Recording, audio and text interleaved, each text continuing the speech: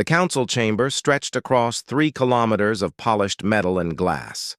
73 different species sat in their designated seats, each representing their homeworld and colonies. The chamber floated in the middle of space, orbiting a star that belonged to no one. This was neutral ground. This was where the galaxy made its decisions. Ambassador Lisa Grant stood at the speaker's platform. Her hands gripped the edges of the podium, knuckles white. She had been standing there for 3 hours. Behind her, a holographic display showed footage from the mining colony on Epsilon 7. Buildings burned, bodies lay in the streets. The raiders had come without warning. "The evidence is clear," Lisa said, her voice steady despite her exhaustion. "These raiders had Council military equipment. Their ships carried transponder codes registered to Council member worlds. We have the data logs. We have witness testimony. We have..." "Enough!" Speaker Zixthor's voice boomed across the chamber. The reptilian alien's scales glittered under the bright lights. His tail thumped against his chair. "The Council has heard enough human complaints. You defend a mining colony by destroying 15 raider ships. 15. The response was excessive. It was violent. It was typical of your species." Murmurs of agreement rippled through the chamber. Lisa felt her jaw tighten. Beside her, Admiral Jake Morrison stood in his dress uniform, arms crossed. His face showed nothing, but Lisa knew him well enough to see the anger in his eyes. "Those raiders killed 300 colonists," Lisa said. "Men, women, and children. They were loading them onto slave ships when our patrol arrived. We gave them a chance to surrender. They chose to fight." Counselor Vren leaned forward in his seat. The tall, thin alien smiled, showing too many teeth. "And this is exactly the problem with humans. You always have an excuse for violence. You always claim self-defense, but we see the pattern. Wherever humans go, conflict follows." "That's not," Lisa started. "The Council has made its decision," Zixthor interrupted. He pressed a button on his console. A document appeared on every screen in the chamber. "The Limitation Act is now in effect. Humanity will pay reparations for the destroyed raider vessels. Your military operations are restricted to your own territory. Your trade licenses are reduced by 60%. Your expansion into new systems is forbidden for the next 50 years. You have 30 days to comply with all terms." The chamber erupted in cheers from most species. A few remained silent, but they did not speak up. Lisa felt the words hit her like physical blows. She had spent 5 years building relationships here, 5 years of diplomacy and negotiation. All of it meant nothing. "This is wrong," she said quietly. Then louder, "This is wrong and you know it." But no one was listening. The council members were already talking among themselves, laughing, celebrating their victory over the upstart humans. Lisa looked at Jake. The Admiral's expression had not changed, but he gave her a small nod. He tapped his wrist communicator twice. A signal. Lisa gathered her papers. She did not bow to the council as protocol demanded. She simply turned and walked away. Jake followed her. Their footsteps echoed in the sudden silence as other species noticed their departure. Outside the chamber, Lisa finally let herself slump against the wall. 5 years, she whispered. 5 years of trying to make them see us as equals. Orders came through during the session, Jake said softly. He pulled out a secure data pad. The screen showed a simple message from Earth. Execute Protocol Exodus. All personnel. All assets. Immediate. Lisa stared at the message. She had heard rumors about Protocol Exodus. Every human diplomat and military officer knew it existed, but most thought it was just a contingency plan that would never be used. They're serious? Every ship, every station, every colony in Council space. Jake nodded. We have 72 hours. That's impossible. We have millions of people scattered across. The transports are already moving into position. They've been preparing for weeks, Lisa. Maybe months. Command knew this was coming. Lisa felt something cold settle in her stomach.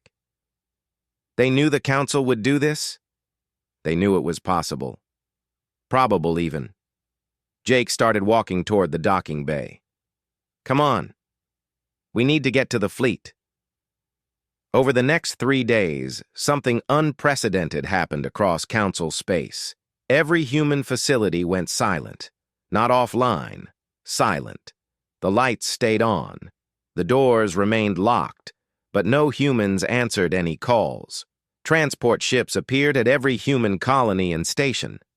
People boarded with their belongings. No one explained what was happening. No one said goodbye to their alien neighbors or business partners.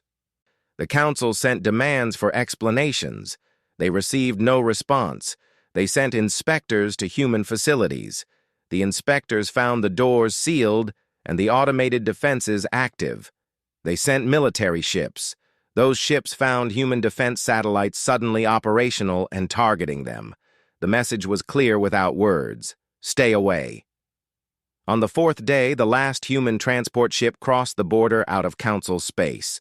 Behind them, every human station and facility shut down completely. The automated defenses went dark. The lights went out. In 72 hours, humanity had removed every trace of their presence from council territory. In the council chamber, Zixthor read the final report. Not a single human remained in council space. Not one. They had left behind empty buildings and silent stations. No explanation. No negotiation. No farewell. Good riddance, Councillor Vren said, already calculating how much wealth he could claim from the abandoned human properties. Let them sulk in their own territory. We don't need them. Around the chamber, most council members nodded in agreement. A few looked uncertain, but they said nothing. The humans were gone. The council had won. That was all that mattered. None of them noticed the encrypted message that had been sent to every human ship as they crossed the border. None of them saw Admiral Jake Morrison standing on the bridge of his flagship, looking at a holographic display that showed something approaching from deep space. Something massive. Something ancient. How long? He asked his science officer. 3 years until it reaches council space, maybe 4. Jake nodded slowly. And they never listened when we tried to warn them? No, sir, they didn't. The flagship jumped to faster-than-light speed, following the rest of humanity home. Behind them, the council celebrated their victory, completely unaware of the darkness approaching their worlds. 6 months had passed since the humans left. Councillor Vren walked through what used to be the largest human trading post in council space. His personal guards followed behind him, their weapons ready. Not that they needed to be. The station was empty. All of this is mine now, Vren said, his voice echoing through the empty corridors. The council granted me rights to this entire sector. Do you know how much profit we'll make? His assistant, a shorter alien with 4 arms, tapped on a datapad. The initial estimates are very promising, Counselor. However, there are some concerns from the technical team. Concerns? Vren waved a dismissive hand. What concerns? The station is intact. The equipment is here. We just start using it. Yes, but some of the systems are complicated. The humans didn't leave any instruction manuals. Some of the technology is more advanced than we thought. Vren laughed. Nonsense. If humans could operate it, we certainly can. They were just good at maintenance and trade routes. Nothing special. Begin operations next week. Across council space, similar scenes played out. Human properties were divided among council members. Human trade routes were taken over by various species. Human patrol sectors were reassigned to council security forces. Everything seemed to be going according to plan. Security Chief Krell stood on the bridge of his command ship, studying a map of the former human patrol zones. Red markers indicated recent incidents. There were a lot of red markers. Another raider attack? He asked his second officer. Yes, sir. The cargo convoy near the Theta system. 3 ships destroyed, 2 captured. The raiders escaped before our patrol could arrive. Krell counted the markers. 23 raids in 6 months. Before the humans left, there had been maybe 2 or 3 per year in these sectors. Why weren't we closer? This convoy was on a major trade route. We were, sir. But our ships patrol a much larger area now. We're trying to cover all the sectors the humans used to watch. We just don't have enough vessels. Request more ships from the Council. Already did, sir. 3 times. They say the budget is allocated elsewhere. Krell looked at the map for a long time. The humans had somehow patrolled these areas with fewer ships than he had now. How had they done it? He had thought it was just luck, or maybe the raiders feared humans more. But maybe it was something else. Something about how they organized their patrols or shared information. He made a note to check the old human tactical files, if he could find them. Most of the human databases had been encrypted before they left. The best Council hackers were still trying to break the codes. On a planet far from the Council chamber, Dr. Helen Martinez sat in a small apartment.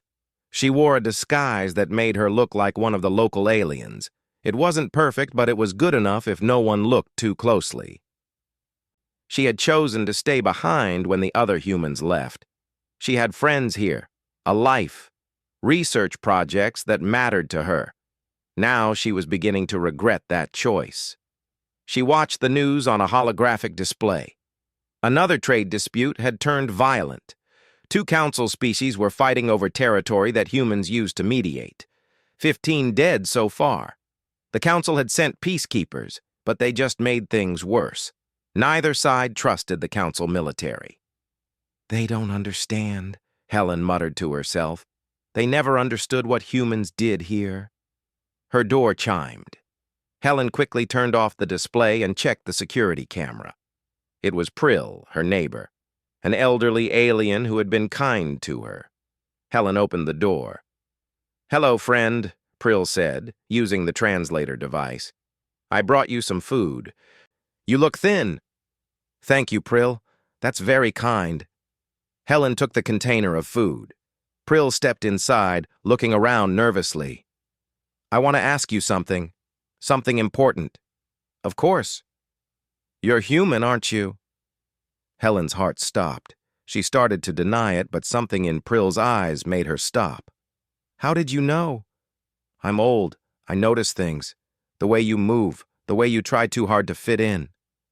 Prill sat down slowly. "I'm not going to tell anyone. I want to ask you a question. Why did your people leave?" Helen sat across from her. "The Council didn't give us a choice." "No, child. I was there when the Council passed that law.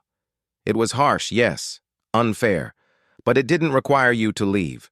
So why did all of you go? Why so quickly? Why no explanation?" Helen looked at her hands. She couldn't tell Prill the truth. The real reason was classified at the highest levels. "We weren't welcome here anymore. Sometimes it's better to leave with dignity than stay where you're not wanted." Prill nodded slowly. "Perhaps. But I think there's more. Things are falling apart, Helen. Haven't you noticed? The crime is worse. The disputes are getting violent. Even the technology seems to be breaking down. The jump gate near here stopped working last week. Nobody knows how to fix it." "Jump gates need constant maintenance," Helen said without thinking. "There are probably a dozen systems that need regular checking and calibration. If nobody's been doing that, the humans were doing that?" Helen realized her mistake. "I don't know for sure. Maybe." But Prill's expression told her the old alien understood. "You were doing a lot of things we never noticed, weren't you? And now you're gone, and we're realizing how much we depended on you." Helen didn't answer. What could she say? That humanity had been holding together a council that was too proud to admit it needed help? That they had been quietly preventing wars, maintaining ancient technology, and keeping the peace in ways the council never acknowledged? That they had tried to warn the council about the coming danger, but were dismissed as fearmongers. "I should go," Prill said, standing up. "Be careful, child. Things will get worse before they get better. If they get better at all."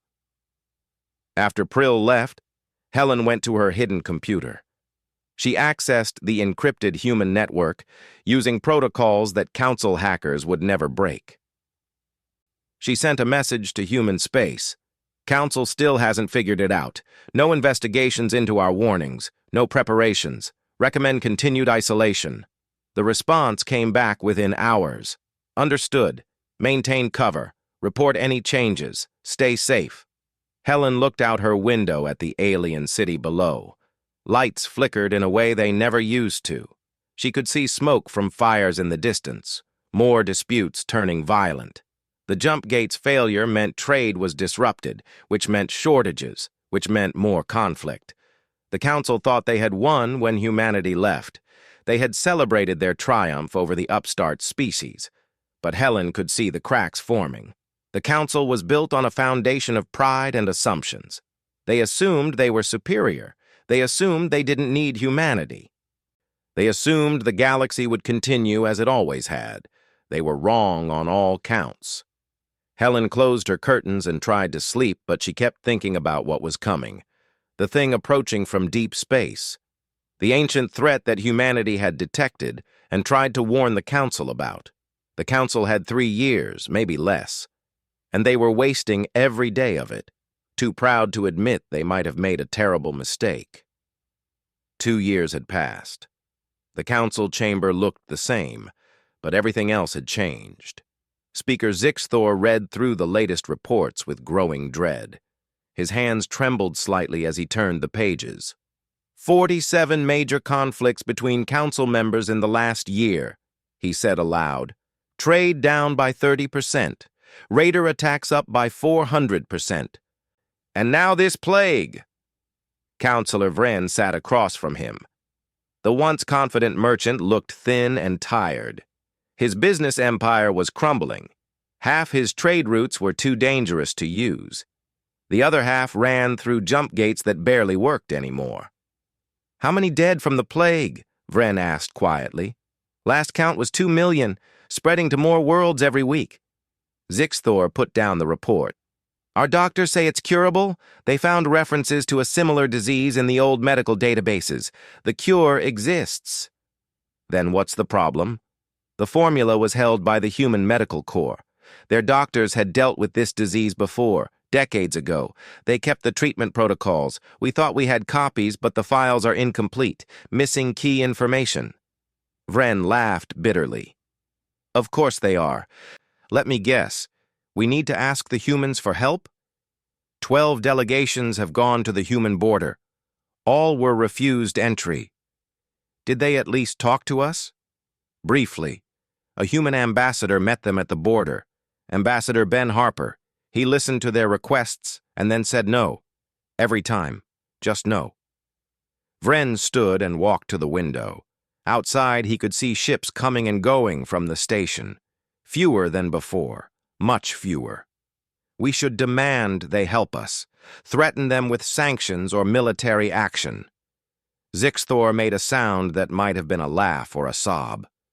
"Threaten them with what? Our military is stretched thin trying to stop raiders and prevent wars between our own members. And sanctions? They don't trade with us anymore. They don't need anything from us. Then we apologize. We admit we were wrong. We beg." "We've tried that too." Zixthor pulled up a video file. It showed Ambassador Ben Harper standing at a checkpoint on the border between Council and human space. Behind him, massive defense stations bristled with weapons. "This was the last delegation. Watch."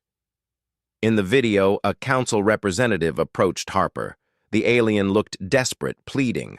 Harper's face showed no emotion as he listened. When the alien finished, Harper spoke in a calm, clear voice. "You made your choice 2 years ago. You decided you didn't need humanity. You decided we were too violent, too dangerous, too much trouble. You were very clear about it. Now you want our help because things are falling apart. But here's the thing. We tried to help you before. We tried to warn you about dozens of problems. You ignored every warning. You mocked us for being paranoid, so now we're done. You want to handle things yourselves? Handle them yourselves." The video ended. Vren felt sick. He's right, isn't he? We did ignore them. I remember laughing when they tried to tell us about system maintenance requirements. I thought they were just trying to make themselves seem important. We all did. Zixthor turned off the display. We thought we were so much better than them, so much more civilized. But civilization isn't just about being polite.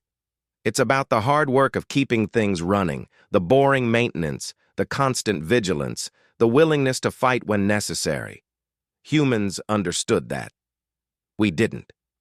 Captain Ryan Cole stood on the bridge of his ship, watching the sensors. His fleet patrolled the border between human and council space. They had orders to rescue any ships in distress, but not to cross into council territory. "Sir, we've got another refugee convoy," his communications officer reported. 23 ships, mixed species. They're requesting asylum in human space. Scan them for weapons and diseases. If they're clean, guide them to Processing Station Alpha. Make sure they understand the rules. Anyone wanting to stay in human space follows our laws. No exceptions.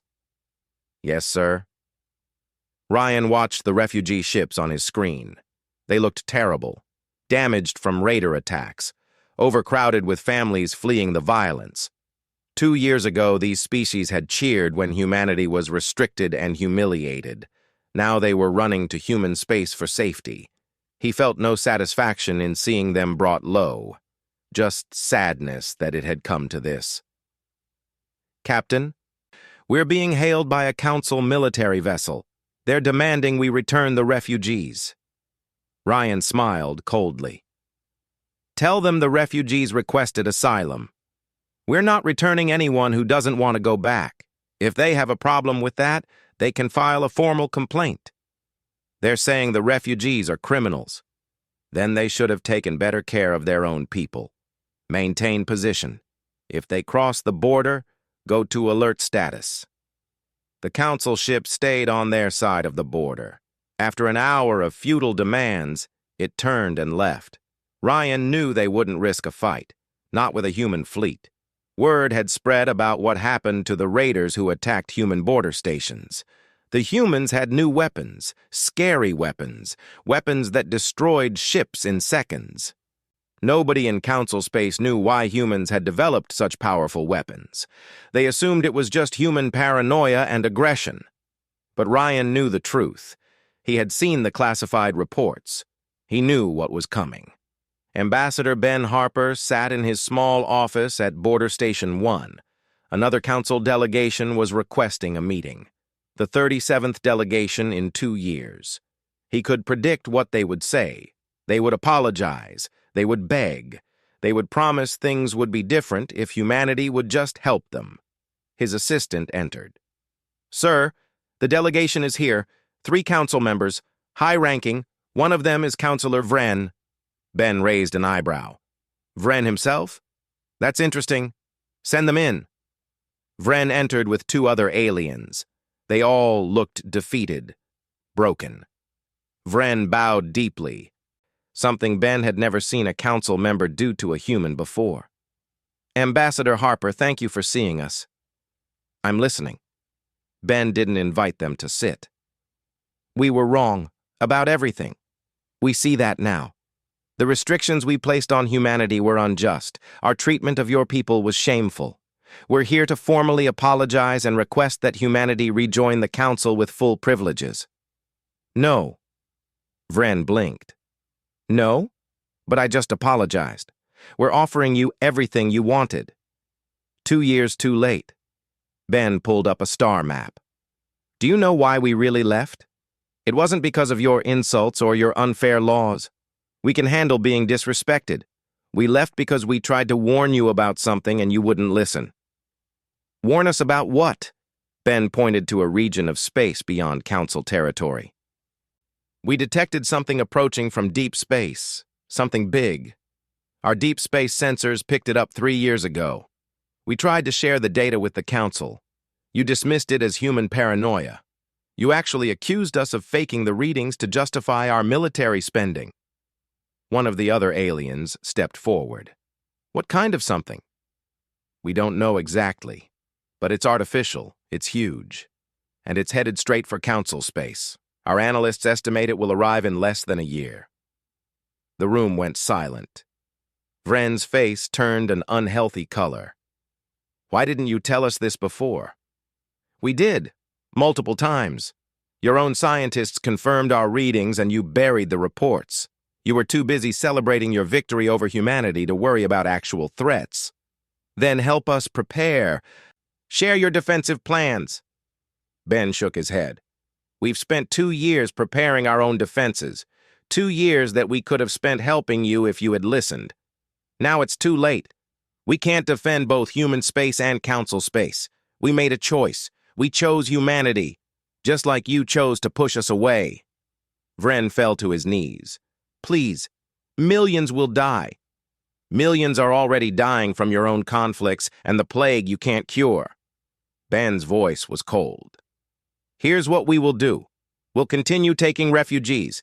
Any civilian who wants asylum will get it. We'll rescue anyone in distress at our borders. But we won't fight your battles for you. We won't die defending people who spent years telling us we were too violent to exist in civilized space. The delegation left without another word. Ben watched them go, feeling no victory, only the cold certainty of what was coming.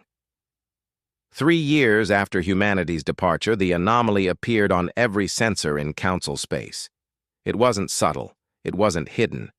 It was simply there, at the edge of their territory, massive and impossible to ignore. Security Chief Krell stared at the readings and felt his blood run cold. How big is it? His science officer's voice shook as she answered. Bigger than a planet, sir. Multiple signatures. Looks like it's not one object. It's thousands of objects moving together. A fleet? Not like any fleet we've ever seen. The energy signatures are off the scale. And sir, they're already moving, heading into Council space. Krell immediately sent the data to the Council chamber and ordered his entire fleet to defensive positions. But even as he gave the orders, he knew they were inadequate. He had 40 ships. The approaching force had thousands. In the Council chamber, chaos erupted. Speaker Zixthor tried to maintain order, but Council members were screaming over each other. Some demanded they attack. Others wanted to try communication. A few quietly began making plans to evacuate their homeworlds. Silence! Zixthor's voice boomed through the chamber. We need to organize a response. Send a first contact team. Sir! An aide rushed in. The anomaly just entered the Krylax system. The orbital defenses engaged automatically. And the defenses are gone, completely destroyed in 17 seconds. The anomaly is approaching Krylax Prime. We're receiving distress calls from the planet. Every screen in the chamber switched to show the feed from Krylax Prime. Council members watched in horror as massive machines descended from space. They weren't elegant or sleek. They looked like geometric nightmares, all angles and purpose, covered in weapons and harvesting equipment. The machines didn't bother with military targets first. They went straight for the population centers. Beams of energy cut through buildings like they were made of paper. Swarms of smaller machines descended on crowds of fleeing civilians. In minutes, a city of 10 million was reduced to rubble and screaming. They're harvesting, someone whispered. They're taking everything. Resources, technology, people. The machines consumed the planet like locusts. They stripped mines, factories, power plants. They scooped up the wreckage of destroyed ships. They even began breaking down the infrastructure, melting it down for raw materials. In 6 hours, Krylax Prime changed from a thriving world to a stripped husk. Then the machines moved on to the next system. Krell launched his entire fleet in a desperate attempt to slow the invaders. His 40 ships engaged the enemy at the edge of the Vorthen system. He thought if they could destroy enough of the machines, the others might retreat, or at least slow down. The battle lasted 8 minutes. The machines didn't dodge or maneuver. They simply absorbed the weapons fire and returned it with devastating accuracy. Krell watched ship after ship explode around him. His flagship took a hit that punched through shields like they didn't exist. The last thing he saw before his ship exploded was hundreds more machines moving past the battle, heading deeper into Council space. General Amy Stevens stood in the war room on Earth, watching the same data feeds that the Council was seeing. Around her, officers monitored defensive positions along the human border. Every ship humanity possessed was either on guard or in reserve, ready to deploy. "The Council's defensive fleet is gone," one officer reported. 40 ships destroyed in less than 10 minutes. "And the machines?" Amy asked. "Continuing to advance. They've already consumed 3 Council worlds. Population estimates." The officer paused, swallowing hard. 4 billion dead in the last 12 hours. Amy closed her eyes briefly. 4 billion. And this was just the beginning. "Status of our defensive line?" "Fully operational. All weapons platforms armed and ready. All ships in position. If those machines cross our border, they'll face resistance." "Good. Dr. Watson, what's your analysis?" Dr. Claire Watson pulled up a holographic display showing the machine's composition and behavior. "We're calling them devourers. That's essentially what they do. Consume everything for resources. Based on their energy signatures and construction, we estimate they're at least 10,000 years old, maybe older. They appear to be some form of self-replicating machine intelligence. They don't negotiate, don't communicate. They just harvest and build more of themselves." "Weaknesses?" "Yes, actually. They're designed to fight biological civilizations. Energy shields, plasma weapons, directed energy. They're very good against those. But kinetic weapons and electromagnetic pulses damage their systems more effectively. Also, they rely heavily on networked communication. Disrupt that network and they become less coordinated." Amy nodded slowly. "Which is why we've spent 3 years developing kinetic railguns and EMP warheads." "Exactly. The Council thought we were paranoid. Really, we were preparing for something they refused to acknowledge existed." An alarm sounded. "General, we have multiple Council ships approaching the border. They're being pursued by devourers." Amy walked to the tactical display. She could see a ragged group of Council vessels, military and civilian mixed together, racing toward human space. Behind them, a swarm of devourer machines followed. "Open a channel to the Council ships," Amy ordered. An alien captain appeared on the screen, his face desperate. "Please, we have civilians on board. Refugees, they're right behind us." "Cross the border," Amy said. "All ships cross now. Make for Processing Station Alpha. You'll be safe there." "Thank you. I wasn't finished. Once you're safely across, you're going to watch what happens to the machines following you. Consider it a lesson in why we left when we did." The Council ships crossed into human territory. The Devourer machines followed without hesitation, apparently not recognizing any significance to the invisible boundary. That was their mistake. The human defensive platforms opened fire simultaneously. But these weren't the energy weapons the Devourers were used to. These were rail guns firing depleted uranium rounds at a significant fraction of light speed. The rounds punched through the machine's armor like tissue paper. At the same time, missile pods released their payloads. EMP warheads detonated in sequence, creating cascading waves of electromagnetic energy. The Devourer's communication network scrambled. Individual machines began drifting, confused, firing randomly or not at all. Human warships moved in, their kinetic weapons tearing through the disorganized machines. In 12 minutes, every Devourer that had crossed the border was destroyed. Amy opened a channel to all the refugee ships. "Welcome to human space. You're safe here. But understand something. This is what we tried to warn you about 3 years ago. The Council dismissed our warnings as paranoia, called us fearmongers. Said we were making excuses to build weapons. She gestured to the debris field where the Devourers had been. These weapons weren't built out of paranoia. They were built because we listened to our own scientists. Because when we detected something approaching from deep space, we investigated instead of burying the report. Because we chose to prepare instead of hoping the problem would go away. The council captain, who had begged for help earlier, spoke hesitantly. Will you help us fight them? Help us save our worlds? No, Amy said flatly. We offered partnership 3 years ago. We tried to share our data, our concerns, our defensive plans. You chose to humiliate us instead. You chose to restrict us and demand reparations. You made it very clear that humanity wasn't welcome in the galactic community, so we left. But millions are dying. Billions, Amy corrected. And yes, that's a tragedy, but it's a tragedy that could have been prevented if the council had listened. We tried to save you. You wouldn't let us. Now we're focused on saving ourselves and anyone smart enough to run to us for protection. She closed the channel and turned to her officers. Maintain defensive positions. Continue accepting refugees. But no offensive operations in council space. If the Devourers cross our border, we destroy them. If they stay in council territory, that's not our problem. Across human space, civilians watched the broadcasts and understood. Their government had been preparing for this for 3 years. Their military had new weapons specifically designed to fight the Devourers.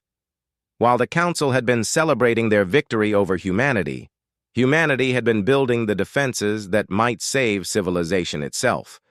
But only human civilization. The Council would have to save itself. 5 years after humanity's departure, the war against the Devourers reached its terrible conclusion. Half of Council space was gone.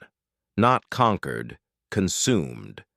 Entire systems stripped down to bare rock. Billions dead. The survivors huddled in the remaining sectors, watching their territory shrink day by day.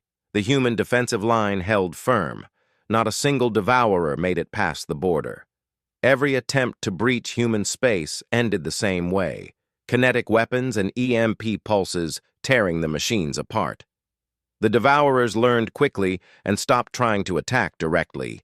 They focused on the easier prey in Council territory. President Karen Mitchell stood before the assembled representatives of the surviving Council species. They met on a human space station now, since their own Council chamber had been destroyed months ago. The aliens looked broken, defeated. Nothing like the proud species that had once dismissed humanity as too violent to be civilized. Speaker Zixthor was among them, though he no longer spoke for anyone. His homeworld was gone. His government was scattered.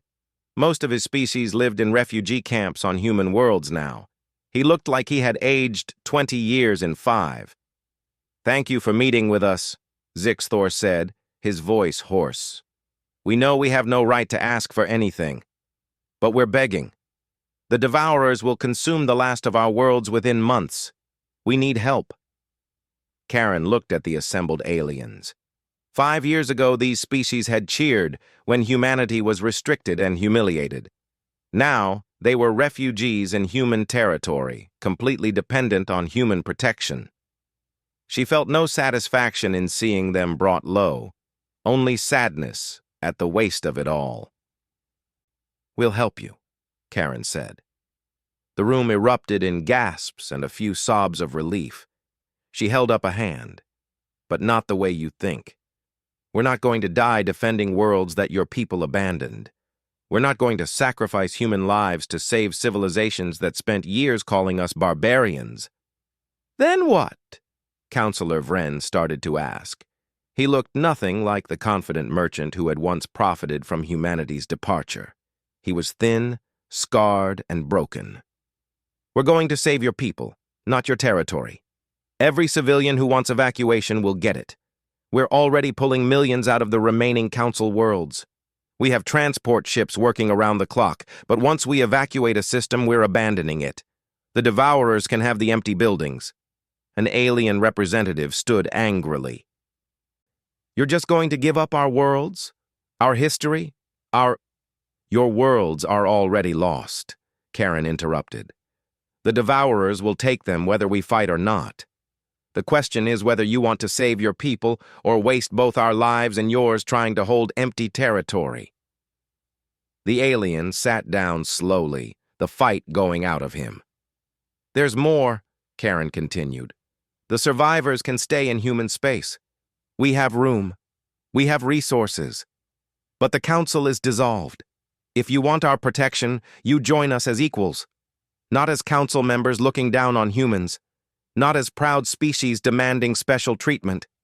As equals in a new alliance. What kind of alliance? Zixthor asked quietly. We're calling it the Coalition of Free Worlds. 1 vote per species, regardless of size or power. All military forces integrated under a single command structure, all technology and resources shared. No species is superior to another, no species stands alone. And if we refuse? Karen shrugged. Then you're on your own? We'll still evacuate civilians who want to leave, but your governments get no support from us. The room fell silent. Karen could see them struggling with it, their pride warring with their survival instinct. For species that had once considered themselves the pinnacle of galactic civilization, accepting equality with humans must feel like a bitter defeat. Zixthor stood slowly. I accept. On behalf of what remains of my people, we join your coalition, as equals. One by one, the other species agreed. They had no choice. It was join humanity's alliance or die. Admiral Jake Morrison commanded the largest human battle fleet ever assembled. 200 ships, each equipped with the kinetic weapons and EMP systems that could destroy Devourers. Behind them, the evacuation convoys pulled millions of civilians from the last Council worlds.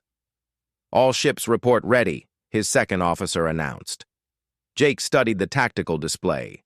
The Devourers had learned to mass their forces, hoping to overwhelm human defenses through sheer numbers. This particular swarm contained thousands of machines. They were converging on the Talax system, where the last major refugee center remained. This is Admiral Morrison to all ships. Our mission is simple. Hold this line until every transport is away. We're not here to win. We're here to buy time. If the Devourers want this system, they're going to pay for every meter. The Devourer swarm entered weapons range. The human fleet opened fire. Rail guns sent depleted uranium rounds screaming through space. Missiles carrying EMP warheads detonated in carefully calculated patterns. The first wave of Devourers died in minutes, but more came. Always more. The machines didn't care about casualties. They just kept pushing forward, trying to get past the human fleet to the transports behind them. Transport Convoy Alpha reports ready to jump, communications announced. Clear them for departure, Jake ordered. On his screen, he watched 100 transport ships vanish into faster-than-light speed, each carrying thousands of refugees. The battle raged for 6 hours. Jake lost 30 ships, but every transport made it out safely. When the last civilian vessel jumped away, Jake gave the order to retreat. The human fleet disengaged, jumping out before the Devourers could surround them. Behind them, the Devourers descended on the abandoned Talax system. They found empty cities and deactivated infrastructure. Nothing worth consuming. The machines lingered for a while, apparently confused by the lack of resistance, then moved on to find more productive targets. Ambassador Lisa Grant stood on the observation deck of Coalition Station 1, watching construction crews work.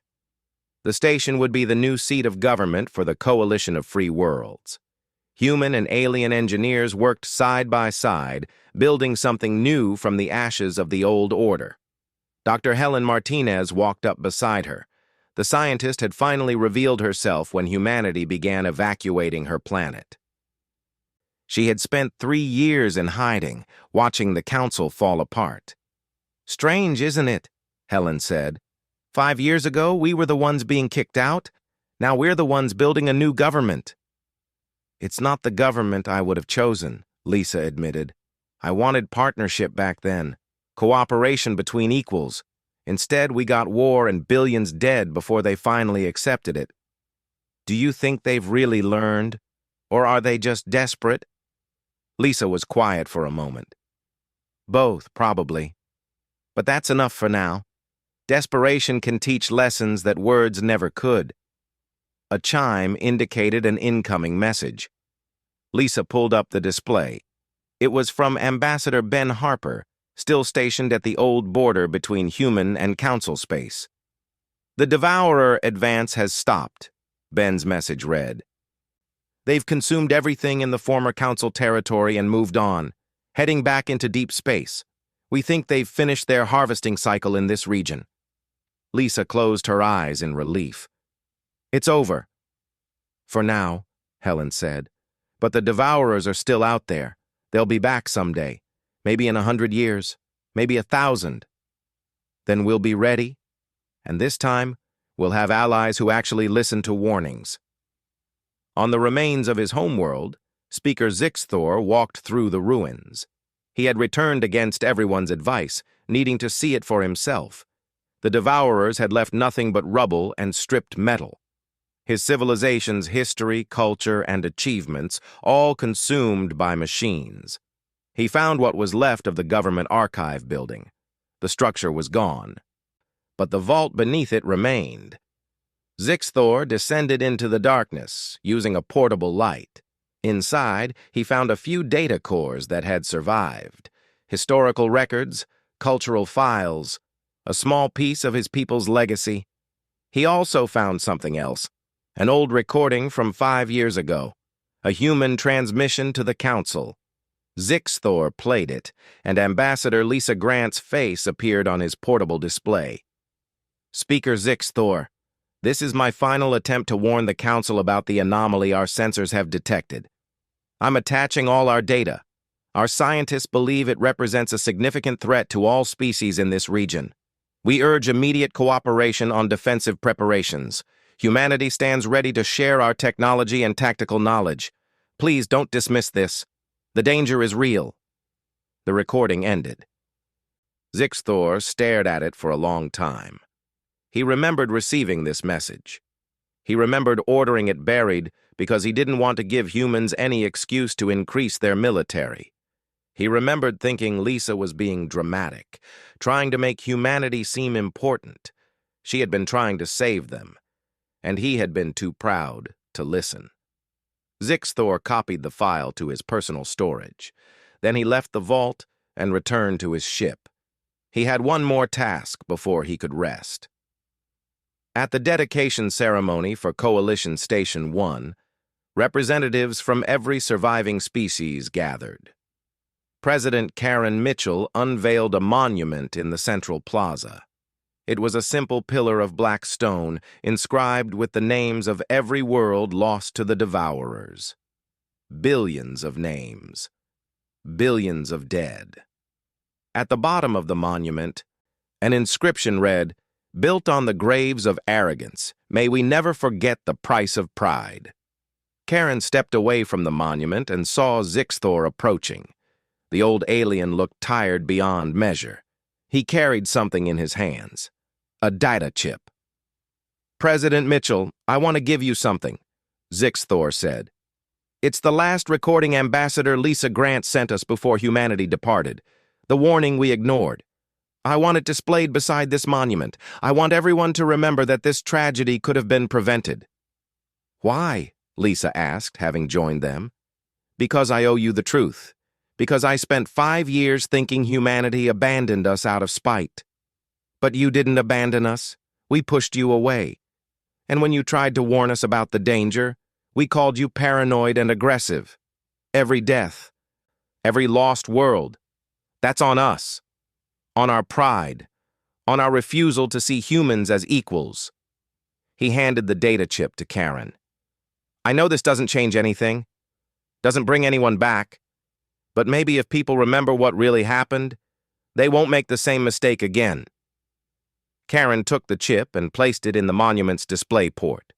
Immediately, Lisa's 5-year-old warning began playing on a loop beside the list of dead worlds. a permanent reminder of the cost of ignoring those you consider beneath you.